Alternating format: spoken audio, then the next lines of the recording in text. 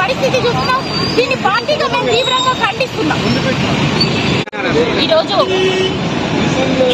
Yadadri Bhuvanagiri CPM party జిల్లా committee ఆధ్వర్యంలో బీసీలకు 42% రిజర్వేషన్ కల్పించాలని ఏదైతే అసెంబ్లీలో తీర్మానం చేసినటువంటి దాన్ని కేంద్రం దాన్ని చట్టం చేసి ఆమోదించాలి అనే దానితో ఈరోజు సిపిఎం పార్టీ జిల్లా కమిటీ ఆధ్వర్యంలో ఇక్కడ ధర్నా కార్యక్రమం చేయాలనుకున్నాం. ఈ ధర్నా కార్యక్రమం నిర్వహిస్తేందుకు ఇక్కడ టెంట్ వేయడం అనేది జరిగింది. ఈ టెంటును పర్మిషన్ లేదు అని సాకుతో ఇవాళ మార్నింగ్ నుంచి కూడా పోలీసు వాళ్ళు వచ్చి టెంట్ను ఊడబీకిండ్రు. ఇవాళ మార్నింగ్ ఏసీపీ గారితో మా జిల్లా సెక్రటరీ గారు మాట్లాడినప్పుడు పర్వాలేదండి 3 గంటల మనకి కార్యక్రమం చేసుకుంటామంటున్నారు కదా, కానివ్వండి అని చెప్పారు.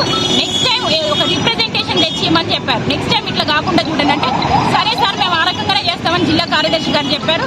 మాకు ఆ రకమైనటువంటి ఏసీపీ గారు మాటలు చెప్పి మళ్ళీ ఇక్కడ పోలీసు వాళ్ళను పంపించి ఇక్కడ టెంట్ కూడా బిగించారు. మేము ఇప్పుడు ఒక మెమోరాండాన్ని కూడా ఇక్కడ ఈ కార్యక్రమం చేస్తున్నామని ఒక మెమోరాండాన్ని కూడా ఆ ఇన్వాల్వ్ ఏసీపీ కార్యాలయంలో ఇచ్చి రావడం అనేది జరిగింది. ఈ లోపుల్నే అక్రమంగా అరెస్ట్ చేయడం అనేది జరిగింది. దీన్ని తీవ్రంగా మేము ఖండిస్తున్నాం.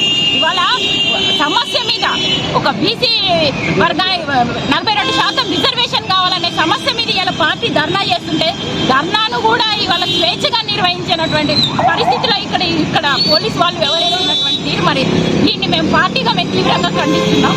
మా నాయకులు అక్రమంగా అరెస్ట్ చేసిన వాళ్ళని వెంటనే కూడా విడుదల చేయాలని కోరుతున్నాం.